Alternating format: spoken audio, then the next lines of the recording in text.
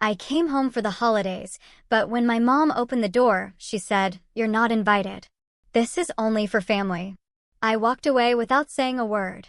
A few minutes later, my sister texted, "Don't take it personally, you know how you are." I just smiled, shut down the joint account, canceled utilities and payments, and cut off every card. By morning, my voicemail was packed and the group chat was exploding. You know those moments in life, the ones that just shatter everything you thought was true?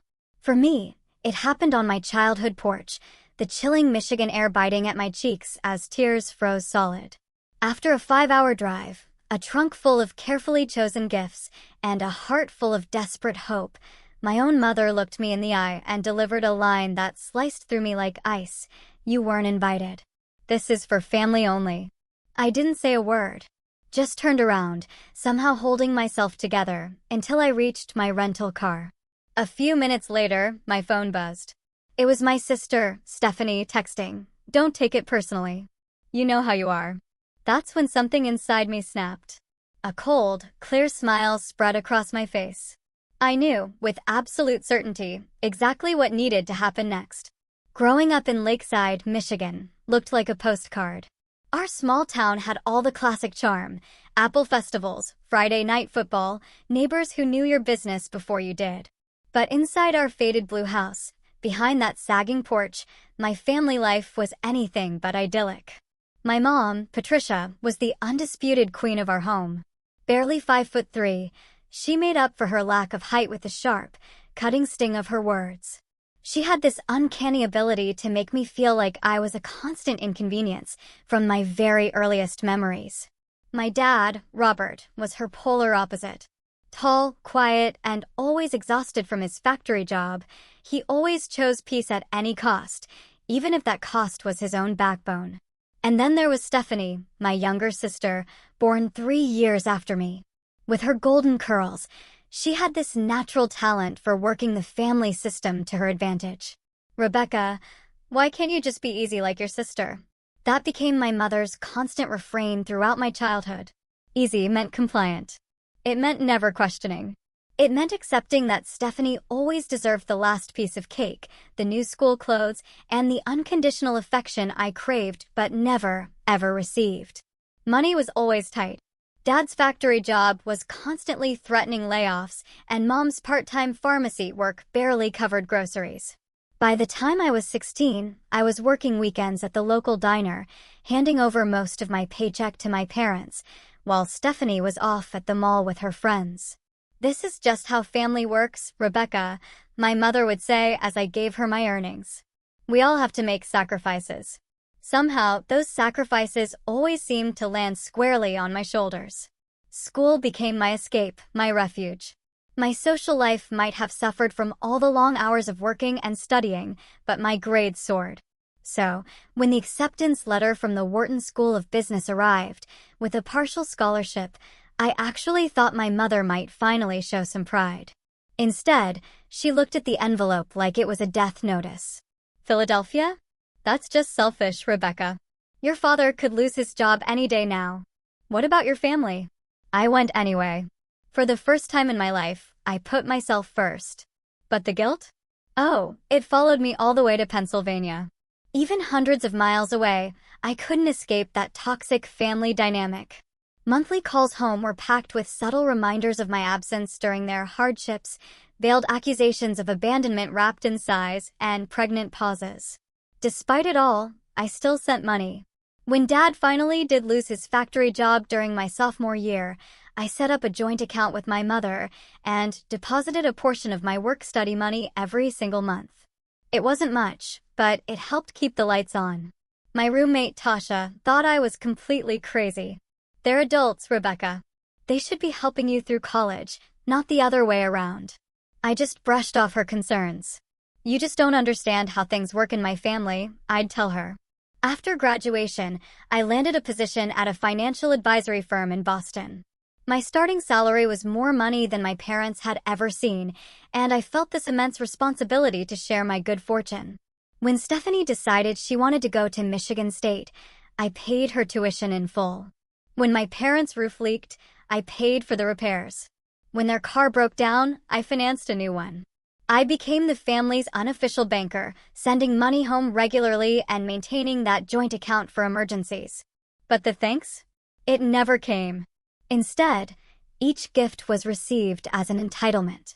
Each payment was expected, never appreciated.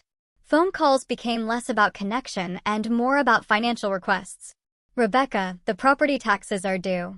Or, Rebecca, Stephanie needs a new laptop for school. Years passed this way. I built my career in Boston while serving as the family ATM from afar. I made senior financial advisor by 28, a huge achievement that went completely unacknowledged by my family. When I called to share the news, my mother simply interrupted with concerns about the water heater. The distance between us grew, not just in miles, but in every emotional connection that truly mattered. Holidays turned into complicated negotiations that usually ended with me spending them alone in my Boston apartment, making up excuses about work commitments just to avoid the awkwardness of going home. Friends would invite me to their family celebrations, but I always declined, not wanting to intrude on their traditions, while secretly, fiercely envying their easy, loving, familial bonds. This year had been particularly brutal. A relationship I thought was heading towards marriage ended abruptly in September. My best friend, Alicia, moved to Seattle for a job opportunity. The prospect of another Christmas completely alone in my apartment felt absolutely unbearable. So, I decided to do something impulsive. I'd surprise my family for Christmas. No warning, no chance for them to make excuses, or for me to lose my nerve. I bought expensive gifts, requested time off work, and rented a car for the 5-hour drive from Boston to Lakeside. The entire journey, I rehearsed reconciliations in my head, imagining tearful hugs and the healing of old wounds. As I pulled onto our street, my heart lifted. I noticed several cars already parked in the driveway and along the curb. Through the windows, I could see the twinkling of Christmas lights and the silhouettes of people moving about inside. Music and laughter spilled out into the cold December evening. A full family Christmas, something I hadn't experienced in years. I gathered the beautifully wrapped packages in my arms, gifts I had spent weeks selecting with such care. A cashmere sweater for my mother in her favorite shade of blue. A leather wallet for my father, engraved with his initials. For Stephanie, the designer handbag she'd been hinting about for months. I even brought a bottle of my boss's favorite whiskey, just in case there were other guests. Arms full of gifts, heart full of hope, I made my way up the familiar cracked concrete path to the front door. Ready to finally come home for Christmas. The porch light cast a lonely yellow glow across the peeling paint of the front door. I juggled the packages, trying to free a hand to knock. Inside, I could hear the murmur of voices, Christmas music playing, the familiar notes of White Christmas drifting through the windows. I took a deep breath, trying to steady my nerves, then rapped my knuckles against the wood 3 times. The voices inside quieted momentarily, followed by the sound of approaching footsteps. The door swung open. It was my mother, wearing a festive red sweater I'd never seen before, a glass of wine in her hand. For just a split second, her face registered pure shock. Then it transformed into something cold and utterly unreadable. "Rebecca," she said, her voice flat, devoid of warmth. "What are you doing here?" Before I could answer, before I could even smile or offer season's greetings, she stepped forward, partially closing the door behind her as if to shield the gathering inside from my very presence. "You weren't invited," she said, her voice dropping to a harsh whisper. "This is for family only." I stood frozen, the weight of the packages suddenly unbearable in my arms. Over my mother's shoulder, I caught a glimpse of the living room. The tree, the one I had helped my father pick out every year as a child, stood in the corner, decorated with all the ornaments I remembered, plus so many new ones I didn't recognize. My Aunt Marjorie was there, laughing with my Uncle Frank. My cousins Thomas and Eliza were on the couch. And in the center of it all, my sister Stephanie, holding court in a glittering dress, her face flushed with all the attention. "Mom," the words caught in my throat. I wanted to remind her that I was family, too. I wanted to ask why everyone else was welcome but me. I wanted to point out that I had been paying for the electricity that powered those Christmas lights and the mortgage that kept that roof over their heads. But I said none of those things. Something inside me, some last shred of dignity, kept me silent. I just nodded once, turned around without a word, and walked back to my car, my arms still full of the gifts nobody wanted. Inside the rental car, I carefully placed the packages on the passenger seat, buckled myself in, and started the engine. Only then did I allow myself to feel the raw magnitude of what had just happened. The tears came silently, sliding down my cheeks as I pulled away from the curb. I made it 2 blocks before I had to pull over, my vision too blurred to continue. My phone chimed with a text message. Stephanie, don't take it personally. You know how you are. Know how I am? I stared at the message, reading and rereading it, as if the words might magically rearrange themselves into something that made sense. How exactly was I? The responsible one who had been supporting this family financially for years? The one who had paid for Stephanie's entire college education? The one who kept the lights on and the roof repaired? Another text followed, confirming my worst fears. Mom just didn't want any drama this year. Aunt Marjorie and Uncle Frank brought their new neighbors over. It's important to make a good impression. And there it was. The brutal truth behind the rejection. I was an embarrassment.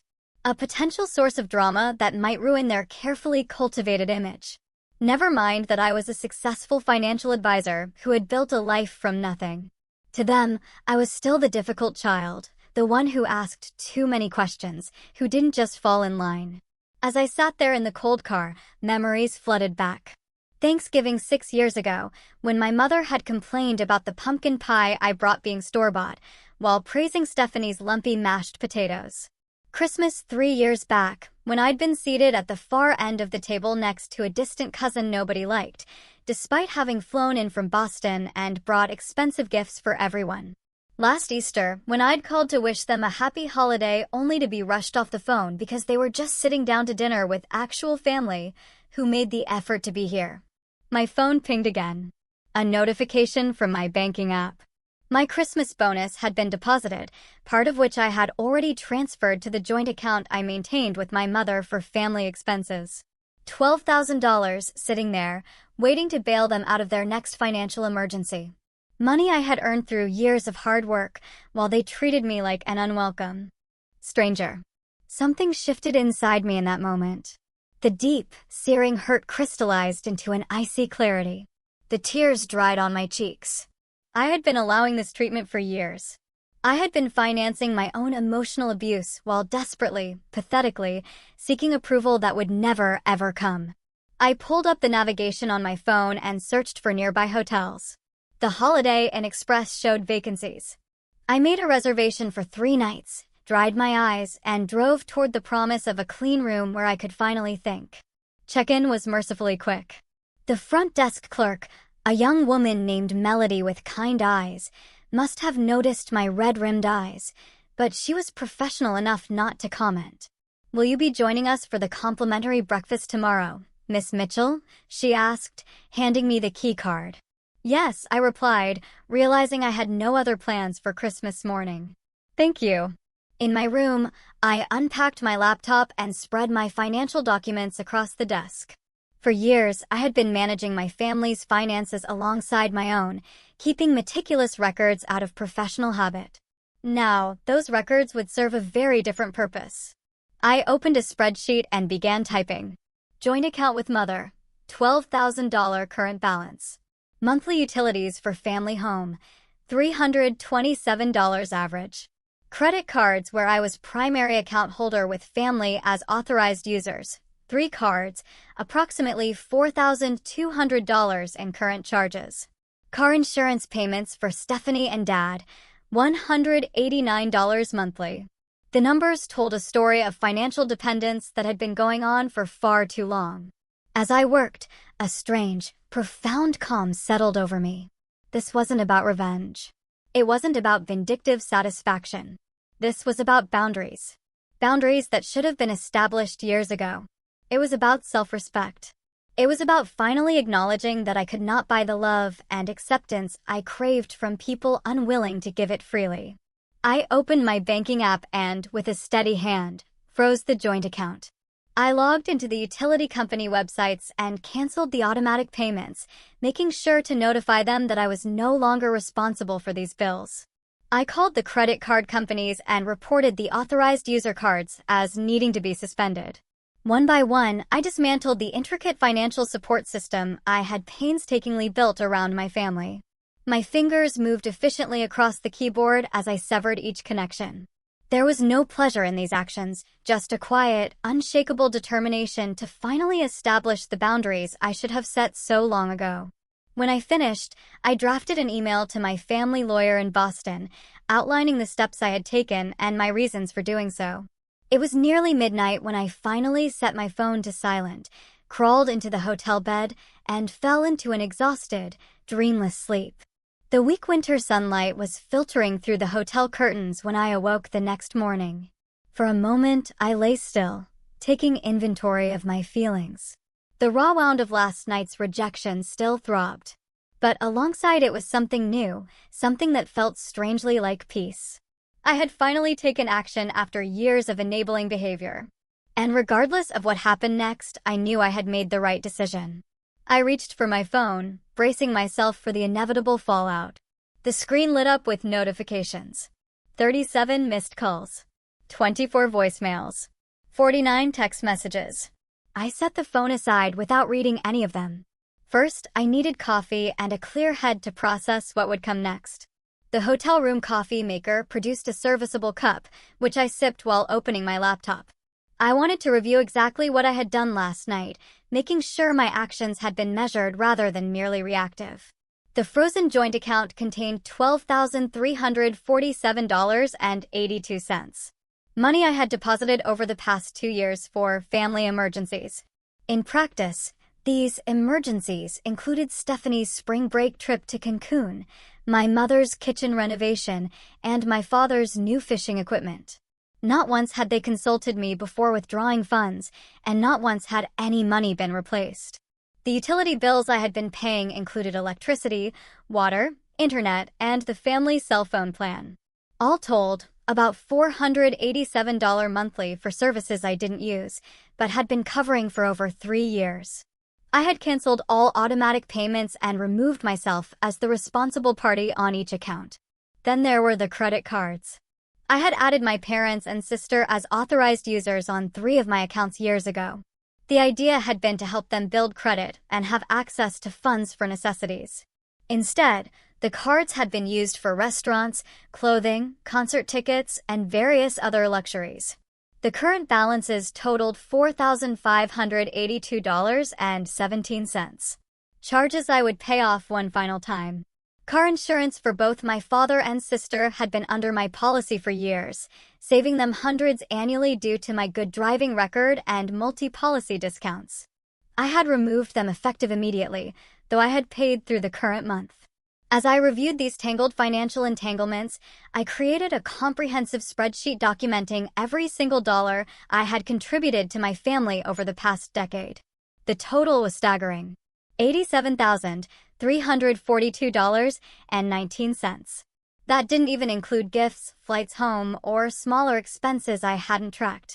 Looking at the number in black and white, I felt a complex mixture of emotions: shock at the sheer amount, anger at how it had been taken for granted, and underneath it all, a deep, aching sadness that my financial contributions had never translated into the emotional connection I had been desperately seeking. But today was not about regret. It was about reclaiming my financial and emotional independence. I picked up my phone and began listening to the voicemails, starting with the earliest from last night. Rebecca, what the hell? The cards aren't working. Call me immediately. My mother's voice, sharp with irritation rather than concern. Hey sis, Mom's freaking out about the accounts. Whatever point you're trying to make, you've made it. Turn everything back on. Stephanie, managing to sound both bored and annoyed. Rebecca, honey, there seems to be some problem with the utilities and banking. Please call when you get this. My father, the only one who sounded genuinely confused rather than entitled. The messages continued, tracking my family's journey from annoyance to anger to the first stirrings of pure panic as the reality of their situation began to sink in. This is absolutely childish behavior, Rebecca. Turn everything back on right now, or I swear you'll regret it. My mother again. Several hours later, the power company says the account is closed. It's Christmas Eve, for God's sake. What are we supposed to do? Stephanie, her indignation giving way to alarm. By the most recent messages, recorded just an hour ago, the tone had shifted dramatically. Rebecca, please, we need to talk about this. The bank says you've frozen the account. We have people coming over for Christmas dinner. Please call me back. My mother. Vulnerability, cracking through her usual armor. Becca, it's Dad. I don't know what's happened, but we need your help. My card was declined at the gas station. Please call when you get this. The text messages followed a similar pattern, starting with demands and accusations before transitioning to pleas, and eventually, something approaching contrition. I set the phone down without responding. This wasn't about punishing them or enjoying their distress. It was about establishing clear boundaries after years of being taken advantage of. I needed time to formulate a response that was firm but not cruel, clear but not vengeful. I showered and dressed carefully, selecting a professional-looking outfit from my suitcase. Then I headed to the hotel's business center, where I printed copies of my financial records, including the comprehensive spreadsheet showing my contributions over the years. I organized everything in a folder, creating a clear paper trail that would be difficult to dispute. While I worked, I called my colleague Mark in Boston, one of the few people who truly understood my family's situation. You did the right thing, he assured me after I explained what had happened. They've been taking advantage of you for years. This isn't about revenge. It's about setting healthy boundaries. It doesn't feel great, I admitted. Part of me still feels guilty. That's because you're a good person, Rebecca. But sometimes being a good person means saying no to people who consistently treat you poorly, even if they're family. His words strengthened my resolve. This wasn't about becoming cold or unfeeling toward my family. It was about requiring mutual respect as a condition of my support. It was about no longer allowing myself to be used as a financial resource while being excluded from the emotional benefits of family membership. As I finished organizing my documents, my phone rang again. Aunt Marjorie's name flashed on the screen. I hesitated before answering, unsure what role she was playing in all this. Rebecca, thank goodness you picked up. What in the world is happening over here? Your mother is beside herself. I took a deep breath. It's a long story, Aunt Marjorie. But the short version is that I've been financially supporting the family for years while being treated like an unwelcome outsider. Last night made it clear where I stand, so I've stopped the financial support. A long pause followed. I had no idea, she finally said, her voice quiet. The way your mother talked, I thought you had abandoned the family years ago. She said you never sent money home, that you were too busy with your fancy Boston life to care about any of us. Her words struck me like a physical blow. Not only had my family been taking my money, but they had been actively lying about it to everyone else. I had been cast as the villain in their narrative while they quietly cashed my checks. That's not true, I said, my voice steady despite the new hurt blossoming inside me. I've been supporting them financially since college. I paid for Stephanie's entire education. I've covered the mortgage, utilities, everything. I have records of all of it. Oh, Rebecca. The dismay in her voice was genuine. I had no idea. None of us did. They're at the house now. Yes, everyone's here. It's chaos. The power company called and said service would be disconnected this afternoon. Your mother can't access the bank account. Your father just got back from the gas station where his card was declined. And Stephanie keeps saying, you're just having one of your episodes. I closed my eyes, centering myself. Aunt Marjorie, would you tell them I'm willing to meet and discuss this? There's a conference room here at the Holiday Inn. I'll book it for noon. You're at the Holiday Inn? Not far from the house. Yes. I came home for Christmas. I brought gifts. My voice caught slightly on the last word. The memory of standing on the porch with my arms full of unwanted presents still fresh. Oh, honey. Her voice softened with genuine compassion. I'll tell them. Noon at the Holiday Inn. Thank you. I hung up, then immediately went to the front desk to arrange for the conference room. Melody was still there, coming to the end of her shift. "We have the cedar room available," she said after checking the system. "It seats up to 12 people. Will that be sufficient?" "More than enough," I replied. "It's a family meeting." Her eyes flickered with understanding. "Holiday family drama," she said wryly. I smiled ruefully. "Something like that. The room is yours from 11:30 to 2:30. Would you like us to provide coffee service?" "Yes, please. And water."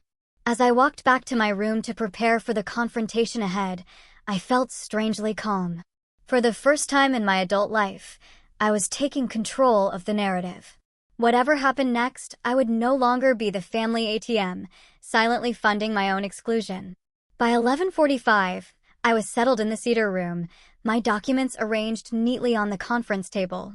The hotel staff had provided a carafe of coffee, a pitcher of ice water, and enough cups for everyone. I had chosen a seat at the head of the table, a deliberate position of authority that I would never have claimed in previous family interactions. My phone continued to buzz with messages, which I scanned but didn't answer. The tone had shifted yet again, with my mother now vacillating between threats and appeals to family loyalty. "If you don't fix this right now, don't bother coming back to this house ever again," followed 20 minutes later by, "Rebecca, please, we're your family. Families help each other. Whatever is upsetting you, we can work it out." Stephanie's messages were more direct. "Way to ruin Christmas for everyone. This is exactly why Mom didn't want you here. And then, the power company says they're shutting us off at 3 p.m. unless we pay $267. I don't get paid until next week. Please, Rebecca." My father, characteristically, had sent only one text. "I don't understand what's happening, but I know you have your reasons. I'm listening when you're ready to talk." At 11:55, the conference room door opened and Aunt Marjorie entered alone. Her face was drawn with concern, but she offered me a tentative smile. "They're on their way," she said, taking a seat to my right. "Rebecca, I just want you to know that whatever happens next, I'm here to listen. I feel terrible about last night. If I had known you were coming." "It's not your fault," I assured her. "You didn't know because they didn't want you to know, just like they didn't want anyone to know about my financial support." She reached over and squeezed my hand. "I always thought it was strange how they talked about you." It never matched the sweet, responsible girl I remembered. Before I could respond, the door burst open and my mother stormed in, followed by my father, Stephanie, and, to my surprise, Uncle Frank. My mother's face was flushed with anger, her hair uncombed, a far cry from the polished appearance she had presented last night. "What do you think you're doing?" she demanded without preamble, remaining standing while everyone else took seats around the table. "Freezing accounts? Canceling utilities on Christmas? Have you completely lost your mind?" I looked at her calmly, refusing to match her frantic energy. "Please sit down, Mom. I'm willing to discuss this rationally." "Rationally? There's nothing rational about cutting off your family's electricity at Christmas. People are coming for dinner in 4 hours. My father placed a gentle hand on her arm. "Patricia, please. Let's hear what Rebecca has to say." She shook off his hand, but grudgingly took a seat, glaring at me across the table.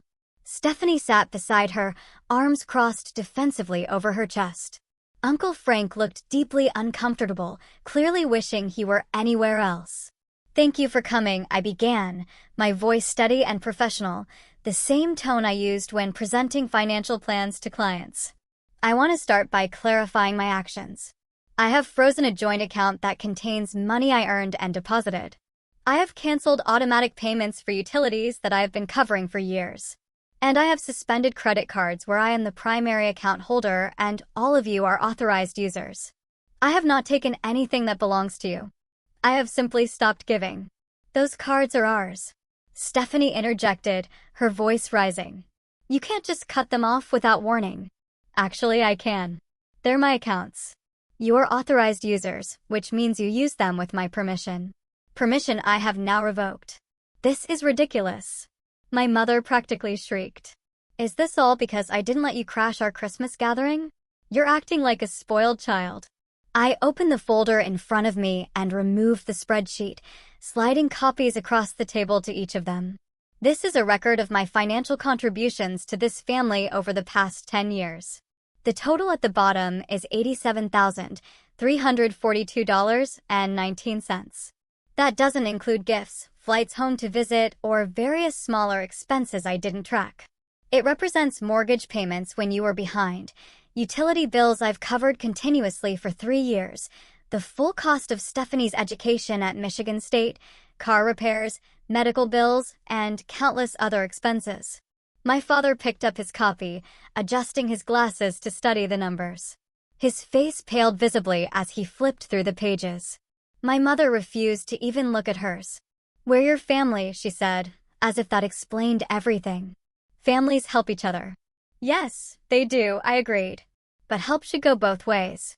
When was the last time any of you asked how I was doing? When I got promoted last year, I called to share the news. "Mom, you interrupted me to talk about the water heater." "We were having an emergency," she snapped back. It's always an emergency. Every call, every interaction, it's always about what you need from me. Never about what's happening in my life, unless it's to criticize my choices. That's not fair. Stephanie protested. "We're dealing with real life here while you're off playing big shot in Boston." "Playing big shot?" I echoed incredulously. "I work 60-hour weeks to build my career. A career that has funded your lifestyle, by the way. Who paid your tuition, Stephanie? Who covered your rent senior year when you decided you wanted to live off campus?" She had the grace to look slightly abashed, but quickly rallied. "So what? Now you're keeping score, holding it over our heads." "No," I corrected her. "I'm making it clear that my financial support is not an entitlement. It's not something you can count on while simultaneously treating me like an unwelcome stranger." My father finally looked up from the spreadsheet. "Rebecca, I had no idea it was this much. I knew you helped out occasionally, but this..." He gestured at the document, seemingly at a loss for words. "It wasn't occasionally, Dad. It was constant. And it wasn't just financial. Every time I've reached out emotionally, I've been rejected or ignored. Last night was just the final straw." Aunt Marjorie, who had been listening quietly, finally spoke. "Patricia, is this true?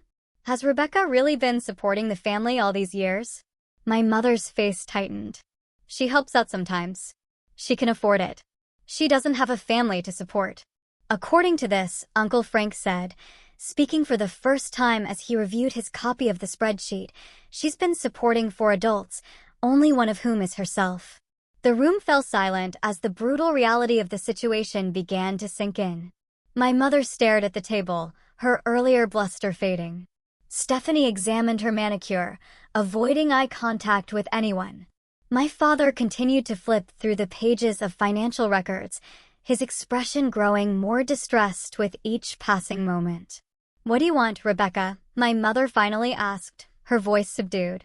"Is this blackmail? Pay attention to you or lose the money." The question hurt, but I refused to show it. What I want is respect. What I want is to be treated like a member of this family, not just its bank. And until that happens, yes, the financial support stops. "So, you're holding the money over our heads?" Stephanie muttered. "No," I corrected her. "I'm holding myself to a higher standard. I'm refusing to continue enabling a relationship that hurts me. I deserve better than what I've been getting from all of you." "And what about Christmas dinner?" my mother demanded, focusing on the immediate crisis rather than the underlying issues. "We have 12 people coming at 4. "That's not my problem anymore," I said gently but firmly. "You made it clear last night that I'm not part of family-only gatherings, so family-only problems are no longer my responsibility." The reality of their situation was finally dawning on all of them. Without my financial support, they were facing immediate practical challenges they were ill-equipped to handle. And beyond today, there would be mortgage payments, utility bills, car insurance, and countless other expenses they had grown accustomed to me covering. "This isn't fair to Dad," Stephanie tried. "He didn't do anything wrong." I looked at my father, seeing the conflict in his eyes. Dad didn't do anything wrong, but he didn't do anything right either. He stood by while Mom created a family narrative that excluded me. He accepted my financial help while allowing me to be treated as less than. "I didn't know," he said quietly. But we both knew it wasn't entirely true. He might not have known the extent, but he had chosen not to see what was happening right in front of him. "I think," Aunt Marjorie said carefully, "there's something else we need to address." Rebecca mentioned a family narrative. I have to say, the Rebecca I've been hearing about for years and the Rebecca sitting in front of me don't match. "Patricia, you told everyone she abandoned the family, that she never called or sent money home." And there it was. The final betrayal, laid bare in the conference room of the Holiday Inn on Christmas Day. My family hadn't just taken my money while excluding me emotionally. They had actively lied about me to others, casting me as the villain in their story while I paid their bills from afar. The silence that followed Aunt Marjorie's statement was deafening. My mother's face cycled through shock, guilt, and finally a defensive anger. "I never said she abandoned us," she protested weakly. "I just said she was too busy with her Boston life to stay connected." "Patricia," Uncle Frank said slowly, "you specifically told us at Thanksgiving that Rebecca never sends money home, that she forgot where she came from once she got her fancy job. And last Easter," Aunt Marjorie added, "you said Rebecca couldn't be bothered to call on holidays anymore, that she thought she was too good for us now. But Rebecca just said she called last Easter, and you rushed her off the phone." All eyes turned to my mother, whose face had gone from flushed to ashen. For perhaps the first time in her life, Patricia Mitchell was at a complete loss for words. I should have felt vindicated. Instead, I just felt bone-tired. Tired of the games, tired of the manipulation, tired of seeking approval from people determined to withhold it. "It doesn't matter now," I said quietly. "What matters is where we go from here." "Exactly." My mother seized on this, eager to move past her exposure. "We need to resolve this immediately. Christmas dinner is in a few hours." "Mom," I said, making direct eye contact with her. "You're still not hearing me. There is no immediate resolution that involves me turning everything back on and things continuing as they were. That relationship is over." "What are you saying?" Stephanie asked, a note of panic entering her voice. "You're cutting us off forever because Mom didn't let you crash Christmas?" "I'm saying that our relationship needs to fundamentally change before I provide any further financial support. This isn't about last night. Last night was simply the breaking point.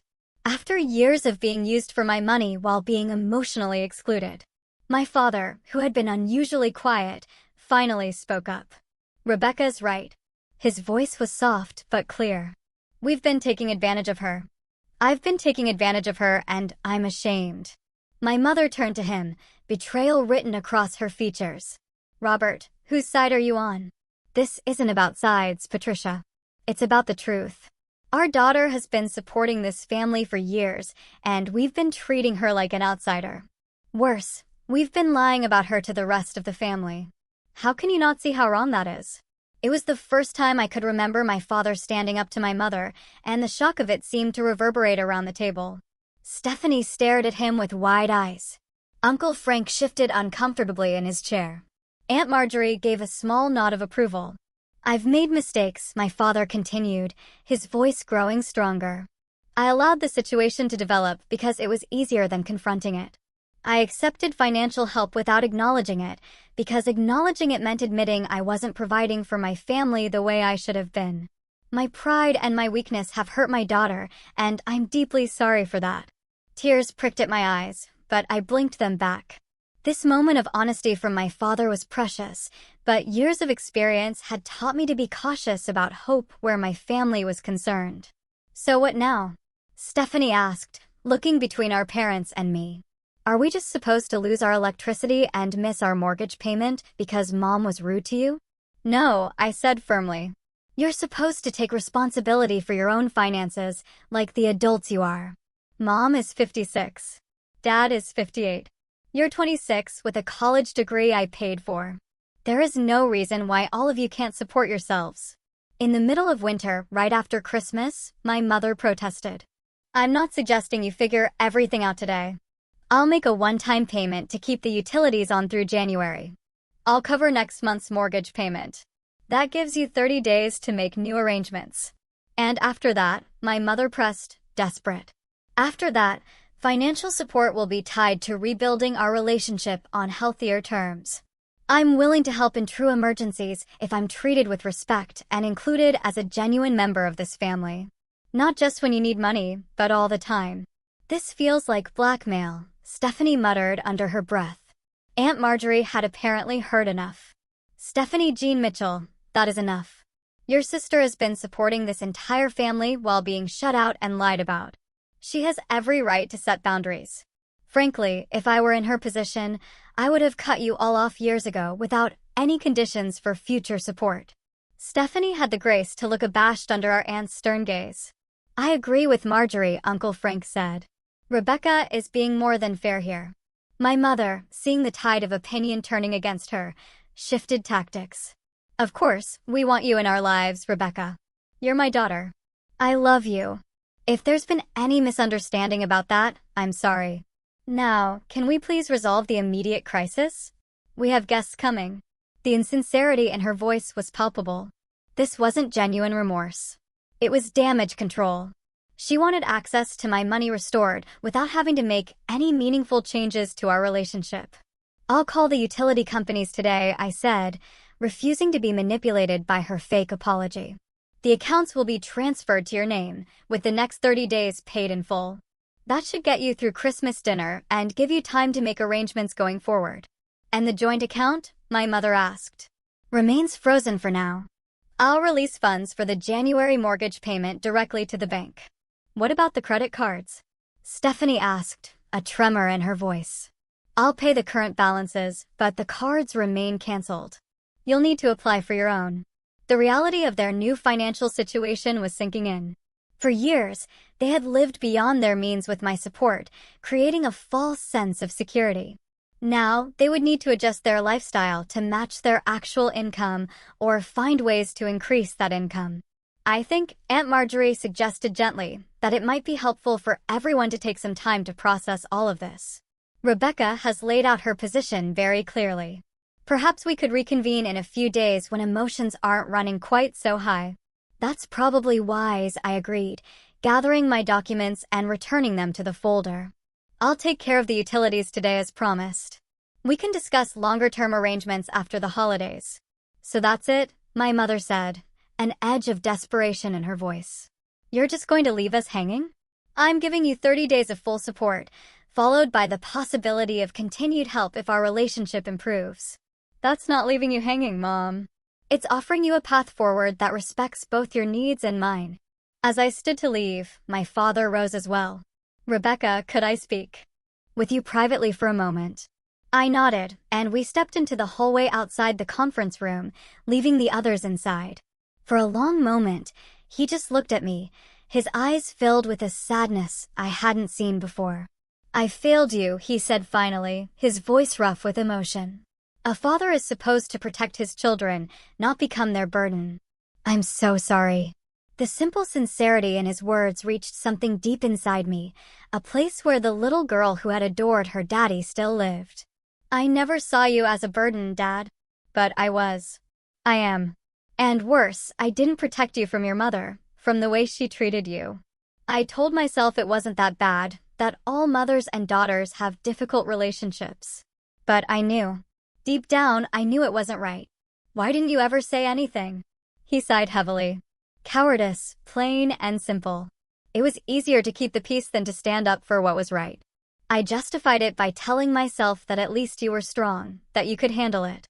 I never stopped to think that you shouldn't have to handle it, that you deserved better.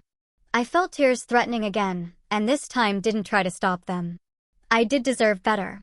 I still do. Yes, you do. He agreed, reaching out tentatively to take my hand.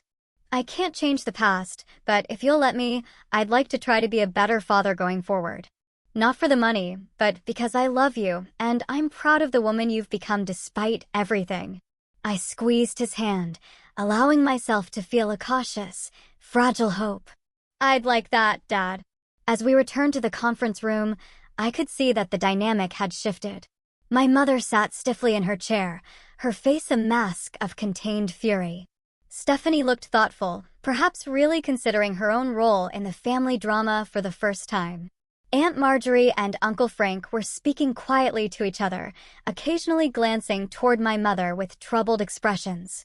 I'll be in touch tomorrow about the utilities, I said, addressing the room. Merry Christmas, everyone. As I turned to leave, Aunt Marjorie rose and followed me into the hallway. Rebecca, wait. I'd like to come with you if that's all right. I looked at her in surprise. You don't need to do that, Aunt Marjorie. I know you're remarkably strong, she interrupted, her voice gentle. But no one should be alone on Christmas, especially after all this. Unless you'd prefer to be alone. The kindness in her offer brought fresh tears to my eyes. Actually, I'd love the company. As we walked toward the elevator, leaving my parents and sister behind to face the consequences of years of manipulation, I felt lighter somehow. The hurt wasn't gone, but alongside it was a new sense of freedom. For the first time in my adult life, I had set a boundary and held firm, refusing to sacrifice my well-being for people who didn't value me. It wasn't the Christmas I had imagined when I'd driven to Michigan with a car full of gifts and hope. It was something altogether different, and possibly more valuable, the beginning of genuine change. Aunt Marjorie and I spent the remainder of Christmas Day in my hotel room, ordering room service and talking more openly than we ever had before. She shared memories of me as a child that were warm and loving, so different from my mother's constant narrative of me as difficult and demanding. You were such a thoughtful little girl, she recalled as we shared a slice of the hotel's surprisingly decent chocolate cake. Always making cards for everyone. Always the first to notice if someone was feeling sad. Patricia never saw that side of you. Or if she did, she never acknowledged it. Why do you think she's always been so hard on me? I asked, voicing the question that had haunted me for as long as I could remember. Aunt Marjorie sighed, setting down her fork. I have theories, but no definite answers. Some of it might be that you remind her of herself, the parts of herself she doesn't like. You're strong-willed, independent, ambitious, all things Patricia might have been if her life had taken a different turn. Mom, ambitious? I couldn't imagine it. Oh yes. Before she married your father, she had plans to become a pharmacist. She was taking classes at the community college, working at the pharmacy to get experience. Then she got pregnant with you, and those plans got set aside. I think part of her resented that, and unfortunately, she directed that resentment toward you. This was a version of my mother I had never imagined. A young woman with dreams beyond our small town. She never told me any of that. Patricia isn't good at vulnerability. Never has been. It's easier for her to be angry than to admit to regret or pain. Aunt Marjorie reached across the table to pat my hand. That doesn't excuse how she's treated you. Not at all. But sometimes understanding helps with the healing. We were interrupted by my phone ringing. Uncle Frank's name appeared on the screen. Rebecca, is Marjorie with you? She's not answering her phone. Yes, she's here. Is everything okay? He sighed heavily. Depends on your definition of okay. The Christmas dinner is canceled. Your mother called everyone and made up some story about a gas leak in the house. The truth is, she's been having a complete meltdown since you left. I'm sorry about the dinner, I said, meaning it. I hadn't wanted to ruin everyone's holiday. Don't be. This has been a long time coming. To be honest, I'm glad it's all out in the open now. I put the phone on speaker so Aunt Marjorie could hear. What's happening at the house? She asked. Patricia locked herself in the bedroom for a while. When she came out, she announced the dinner was canceled and started calling everyone. Stephanie left about an hour ago, said she needed space to think. Robert is sitting in the kitchen staring at that spreadsheet Rebecca made. I think he's in shock. And you? I asked. I'm processing, he admitted. It's a lot to take in. All these years, we thought, well, Patricia gave us a very different picture of you and your relationship with the family.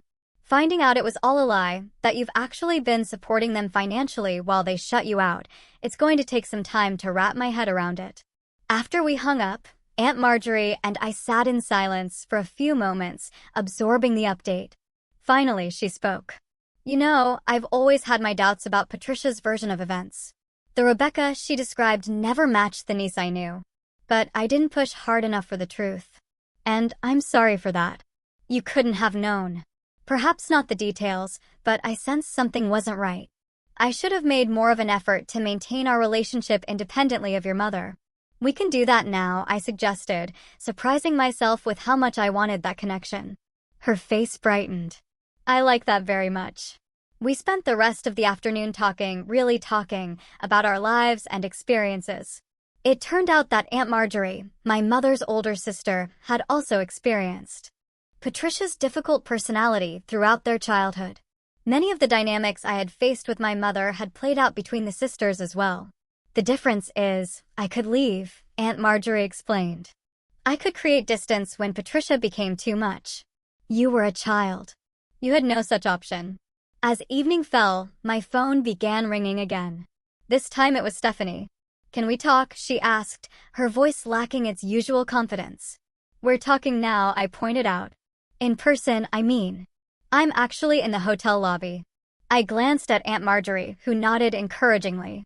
Come up to room 314. A few minutes later, a knock at the door revealed my sister, her eyes red-rimmed from crying, her usual perfect appearance slightly disheveled. Aunt Marjorie, I didn't know you were here, she said, hesitating in the doorway. I can step out if you two need privacy, Aunt Marjorie offered. No, it's okay, Stephanie said, entering the room and perching uncomfortably on the edge of the desk chair. I needed to talk to Rebecca. I waited, giving her space to find her words. I've been thinking about everything that happened today, she began haltingly, about all the things you said, the spreadsheet, everything. And I realized that I've never thanked you properly for paying for my education, for any of it, really. It wasn't quite an apology, but it was a start. Why did you go along with Mom's lies about me? I asked, the question that had been burning inside me since the revelation in the conference room. Stephanie looked down at her hands. It was easier, she admitted.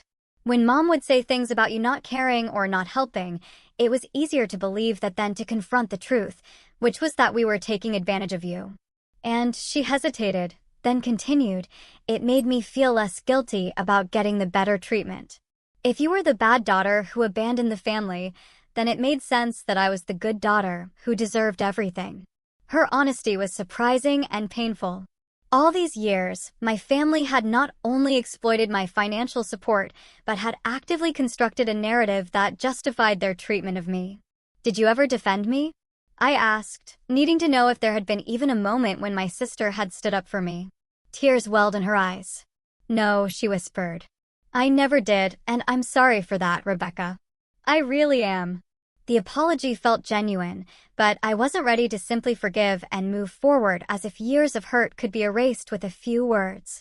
I appreciate you saying that, Stephanie. It's going to take time for me to process everything and figure out what kind of relationship I want with you and with Mom and Dad going forward. She nodded, wiping at her eyes. I understand. I just wanted you to know that I'm thinking about things differently now. Seeing that spreadsheet, hearing Uncle Frank and Aunt Marjorie's reactions, it made me realize how wrong it all was. After Stephanie left, promising to call in a few days after we'd all had time to reflect, Aunt Marjorie and I ordered dinner from a local restaurant that was open on Christmas. We ate in the hotel room, sharing stories and gradually shifting to lighter topics.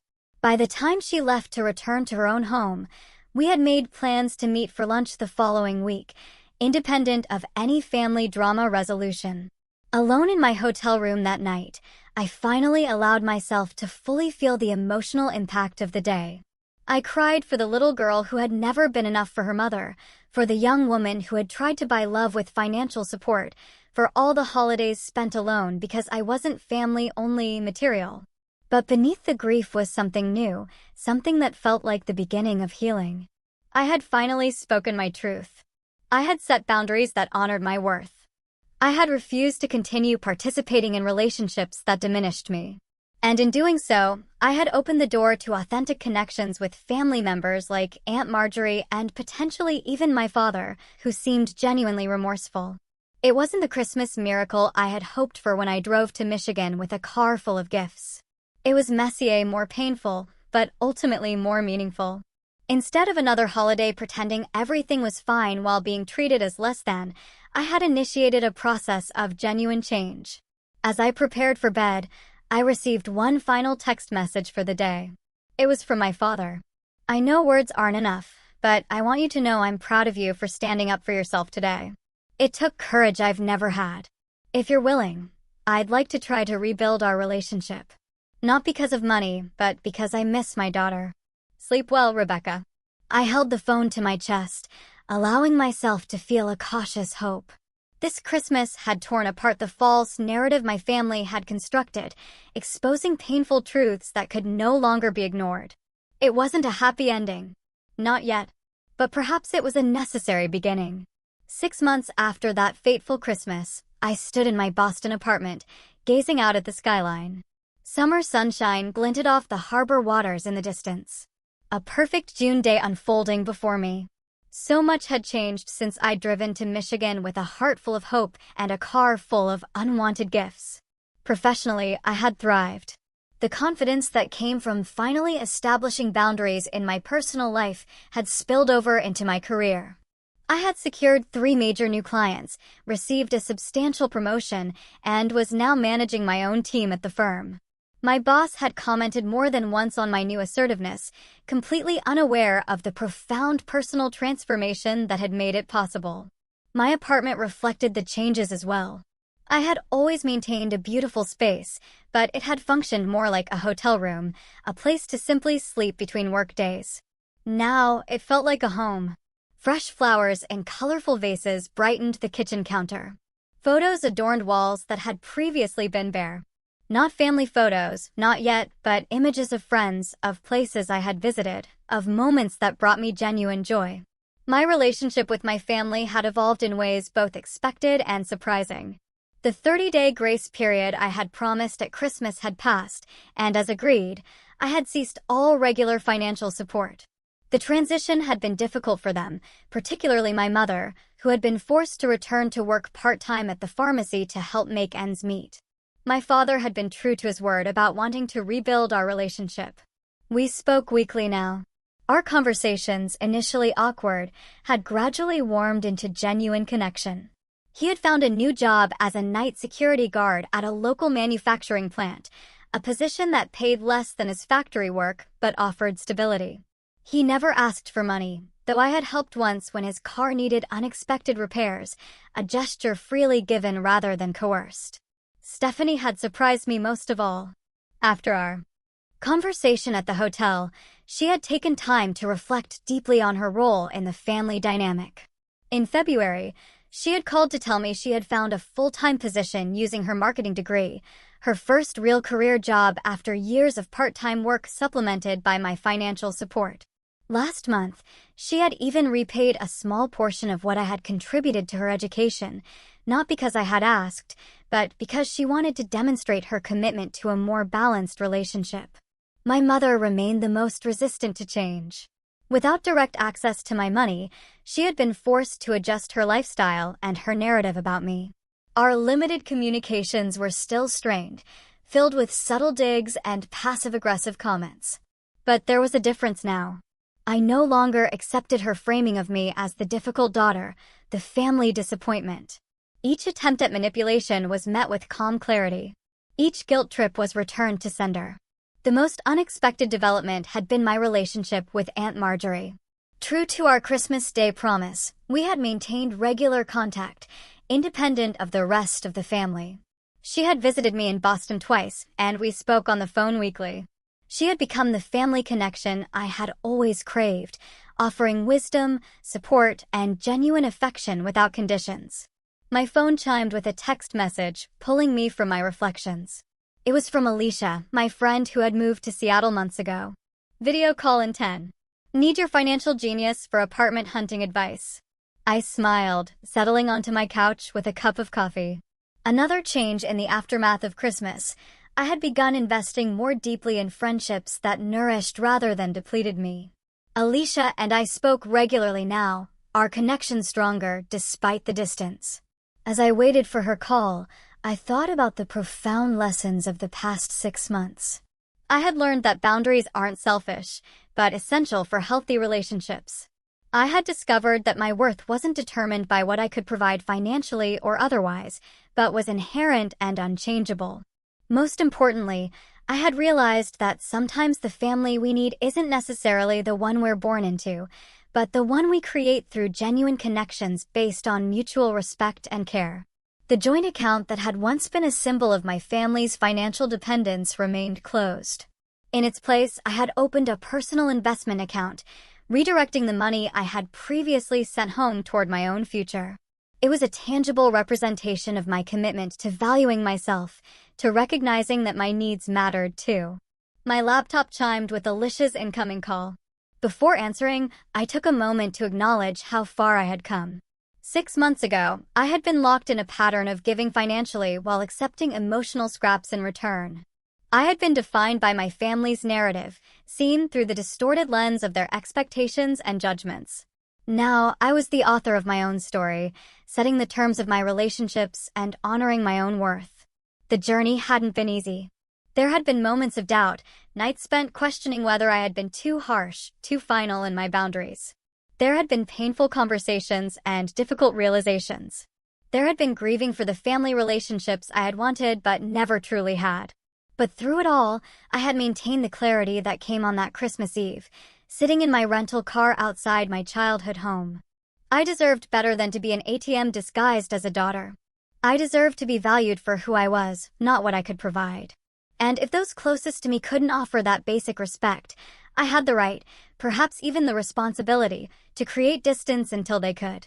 As I clicked to accept Alicia's call, her smiling face filling my screen, I felt a sense of peace that had been missing for most of my adult life.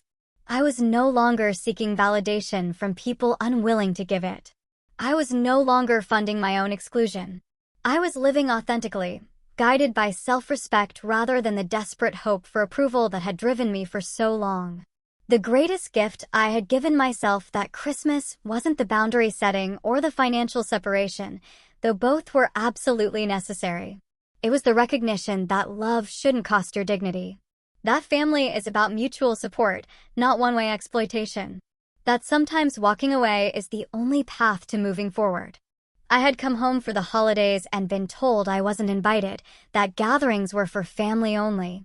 In the painful aftermath of that rejection, I had found something more valuable than inclusion in a toxic system. I had found myself.